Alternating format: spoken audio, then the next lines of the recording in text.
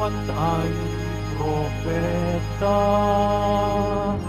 sinugupang manguna sa manunubos ng sala.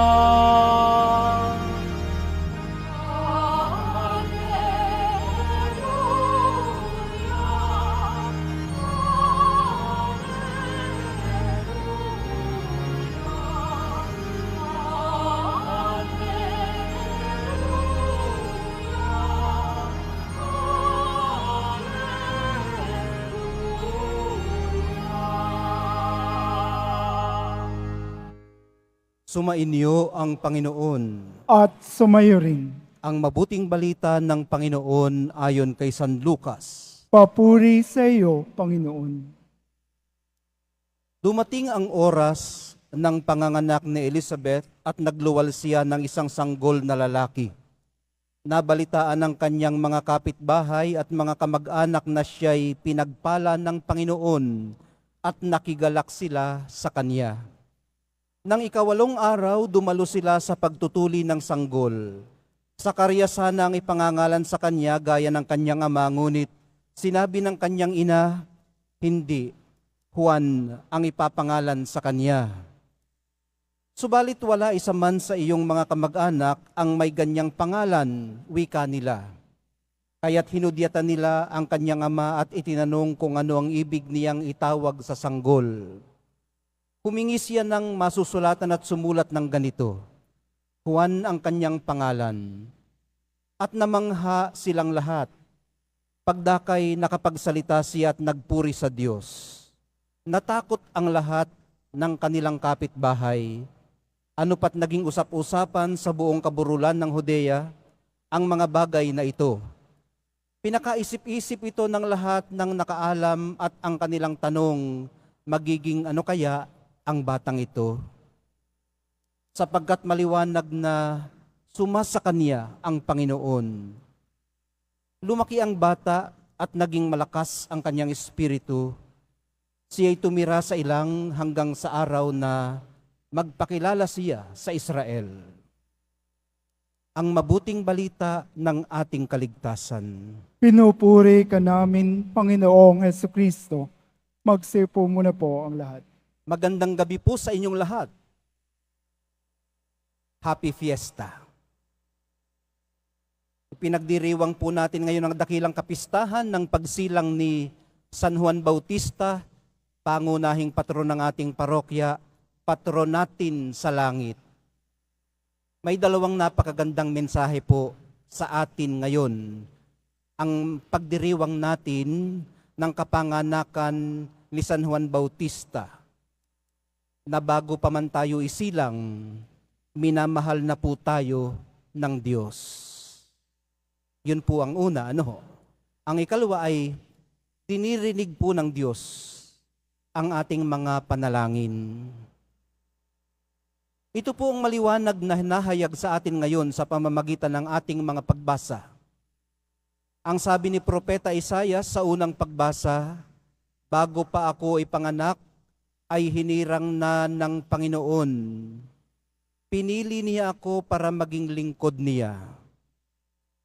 Sa Ebanghelyo, kamangha-manghang kahit papaano'y alam na ni Elizabeth ang ipapangalan sa kanilang anak. Gayong si Sakarias ang kausap ng anghel at napipisiya. Ang sabi sa kanya ng mensahero ng Diyos sa Ebanghelyo natin kagabi, huwag kang matakot, Sakarias, sapagkat dininig ng Diyos ang iyong panalangin. Ang iyong asawang si Elizabeth ay manganganak, tatawagin niyo siyang Juan.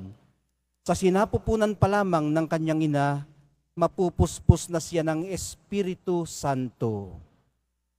Ganun nga ang ginawa nila pagkawalong araw. Sa pagtutuli sa sanggol, pinangalanan siyang Juan at ang mga nagsidalo sa binyag ay napaisip, magiging ano kaya ang batang ito? Dumalangin po ang mag-asawa at sila ay pinakinggan. Humiling po sila at sila'y pinagbigyan. Pinagkalooban po sila ng isang himala, isang regalo, isang anak sa kanilang katandaan. May makapagbibigay na sana sa kanila ng apo, muling mapupuno ng sigla ang kanilang tahanan, may mag-aalaga na sana sa kanila pag humina sila, may pag-iiwanan na sila ng kanilang mga ari-arian, may magpapatuloy na sana ng kanilang legacy. Pero may kakanyahan po pala ang landas na tatahakin ni Juan. Hindi niya maibibigay sa kanyang mga magulang ang mga ito. Pero bilang bunga ng matibay na pananalig ng kanyang mga magulang sa Diyos, magkakaloob po siya ng higit na mahalagang alay para sa sangkatauhan. Sabi nga po sa English, some kids are destined for greatness. Sana maging supportive tayo, kung kakitaan natin ng hints of greatness ang ating mga anak, ang inyong mga anak. Huwag natin silang i-discourage na pag malaki ang kanilang pangarap, mataas ang kanilang minimithi, suportahan natin sila. Si San Juan Bautista, susulong pala siya sa pinakamataas na antas ng paghahandog ng kanyang sarili para sa kaharian ng Diyos. Sa pamamagitan ng paghahanda ng kanyang bayan para sa mahal na poong Jesus Nazareno. Gaya po nila, noon, doon, tayo man, kung minsan ay napapaisip, kung magiging ano rin kaya ang ating mga anak, yung mga apo at yung mga pamangkin natin, magiging ano kaya sila? Kung minsan pag tinitingnan ko sila, punong-puno ang puso ko ng pag-asa. Kung minsan naman, takot. May mga pangarap tayo sa kanila. Hangad po natin ang pinakamabuti sa kanila. Gusto nating magkamit sila ng magandang buhay. May mga takot din tayo tungkol sa kung paano nila sasalungain ang mga alon ng buhay. Magiging matatag kaya sila para harapin ang mga pagsubok?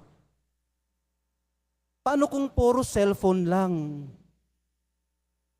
At ang kanilang realidad ay umiikot na lamang sa kung ano ang nakikita nila sa Facebook at sa TikTok.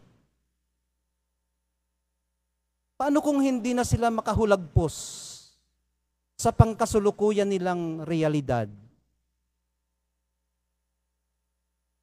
Magkakaroon kaya sila ng sapat na lakas para makibaka sa araw-araw na daloy ng buhay? O tayo lamang pala ang masyadong nag-aalala?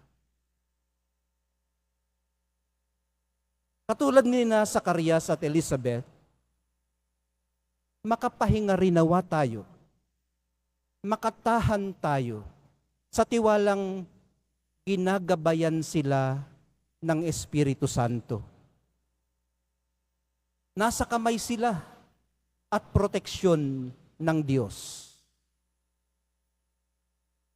Pero siyempre, gagawin pa rin naman natin ang ating responsibilidad sa kanila. Yung pagdidisiplina, yung pagpapalaki ng maayos.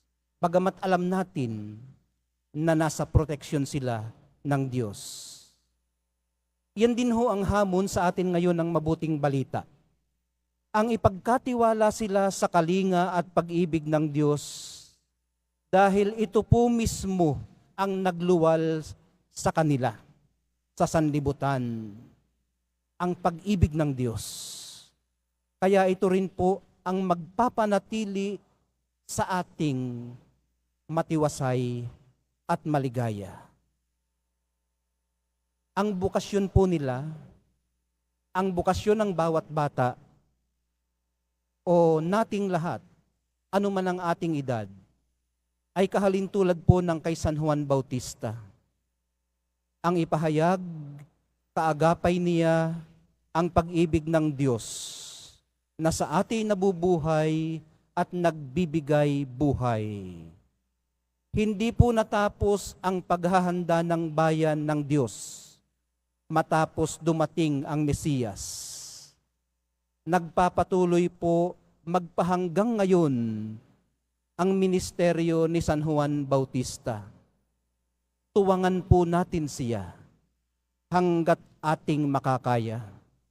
Hanggang sa dulo ng ating lakas.